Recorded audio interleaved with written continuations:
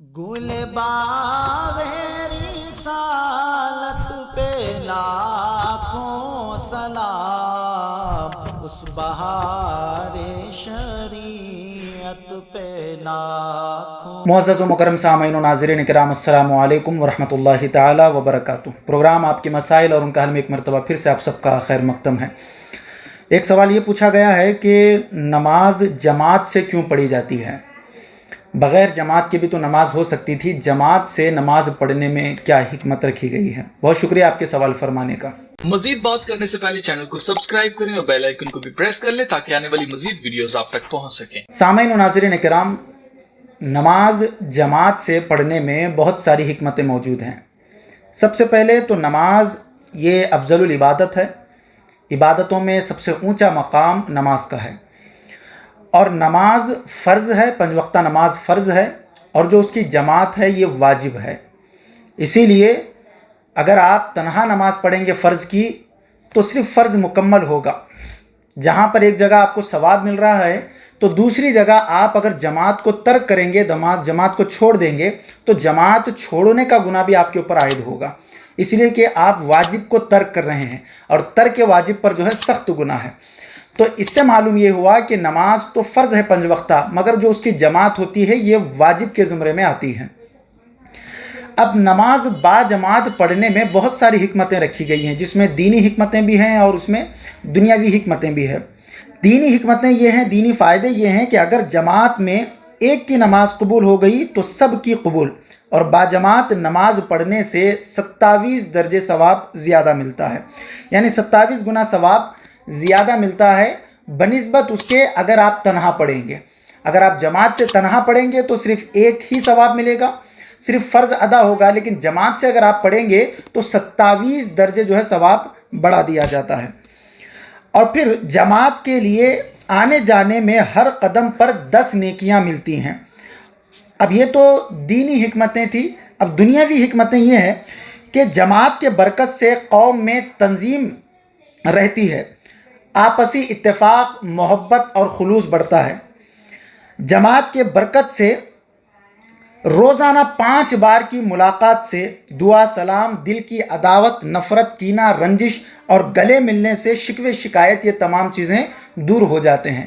آپ دیکھیے کہ ہم 5 مرتبہ رب کی بارگاہ میں حاضری دیتے ہیں، اور 5 مرتبہ لگاتار انہی اشخاص سے، یعنی جس محلے میں، جس ماحول میں ہم رہتے ہیں، انہی اشخاص سے 5 مرتبہ ہماری ملاقات ہوتی ہے، سلام ہوتا ہے، دعا ہوتی ہے، اور پھر اس کے ساتھ آپسی کچھ گفتگو جو ہے، پرسنل جو گفتگو ہوتی ہیں وہ بھی شیئر ہوتی ہیں۔ اس کے علاوہ بھی جو ہے کس کے معاملات کیسے چل رہے ہیں یہ بھی جو ہے، پڑوسیوں کے جو حقوق ہیں اور رشتہ داروں کے جو حقوق ہیں وہ تمام حقوق بھی جو ہے اسی زمرے میں آتے ہیں۔ یعنی جب ملیں گے تو بہت ساری جو ہے باتیں وہاں پر ظاہر بھی ہو جاتی ہے، اور اس سے جو ہے دل کی جو نفرتیں ہوتی ہے، اگر کوئی شخص اگر آپ سے نفرت کرنے والا ہے، اگر آپ اسے بار بار سلام کرنے میں پہل کریں گے تو دیکھیں ایک نہ ایک دن جو ہے اس کے دل میں آپ کے لیے بے انتہا محبت اجاگر ہوگی۔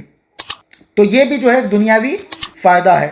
اور پھر جماعت کی برکت سے قوم جو ہے متحد ہوتی ہے، مسلمان بھی متحد ہوتے ہیں۔ جب ایک جگہ پر ہزاروں سینکڑوں مسلمان جو ہے جمع ہوتے ہیں تو پھر ایک یکجہتی کا بھی جو ہے ایک ثبوت ملتا ہے۔ اور پھر اس کے علاوہ جماعت سے متکبرین کا غرور بھی ٹوٹتا ہے۔ اب غرور کیسے ٹوٹتا ہے کہ جب آپ جماعت میں ٹھہر کر نماز پڑھتے ہیں تو 1 کروڑ پتی کے بالکل عین بازو میں ایک رکشہ چلانے والا ٹھہر جاتا ہے، مگر کسی کی ہمت نہیں کہ اس کو وہاں سے ہٹائے، اور ایک لکھ پتی ہے، اس کے بالکل جو ہے بازو میں جو ہے ایک آٹو چلانے والا، ایک رکشہ چلانے والا، ایک بالکل جو ہے معاشرے میں جس کام کو حقارت کی نظر سے دیکھا جاتا ہے ایسا اگر کام کرنے والا بھی ہے تو اسی کے بازو میں کندھے سے کندھا ملا کر ٹھہر جاتا ہے۔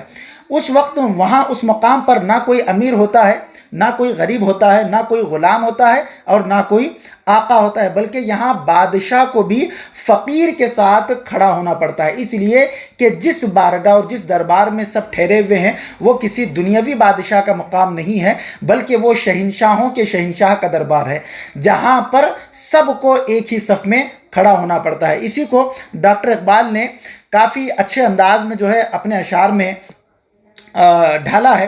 کہتے ہیں کہ ایک ہی صف میں کھڑے ہو گئے محمود و ایاز، نہ کوئی بندہ رہا اور نہ کوئی بندہ نواز، بندہ و صاحب و محتاج و غنی ایک ہوئے، تیری سرکار میں پہنچے تو سبھی ایک ہوئے۔ یعنی رب کی بارگاہ وہ بارگاہ ہے جہاں پر بڑی ذات والا، چھوٹی ذات والا، مڈل ذات والا، امیر، غریب، غلام، آقا، مالک، یہ سب کچھ نہیں دیکھا جاتا، بلکہ جب جماعت سے ٹھہر جاتے ہیں، جماعت میں جب ہم نماز پڑھتے ہیں تو کندھے سے کندھا ملا کر بادشاہ بھی وہیں ٹھہرتا ہے، اور پھر بادشاہ کا وزیر بھی وہیں ٹھہرتا ہے، اور پھر غلام بھی جو ہے وہیں پر ہمیں ٹھہرا ہوا ملتا ہے۔ تو جماعت کے قائم ہونے میں اور جماعت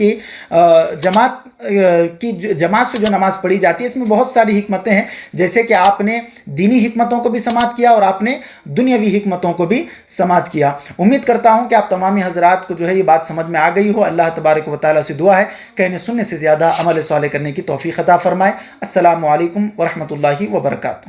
مزید ایسے ہی ویڈیوز دیکھنے کے لیے ویڈیو کو ابھی لائک اور ہمارے یوٹیوب چینل سید ساجد پاشا قادری کو ضرور سبسکرائب کر لیں اور بیل آئیکن ضرور پریس کریں تاکہ ہر نئی آنے والی ویڈیو کی نوٹیفیکیشن آپ کو ملتی رہے۔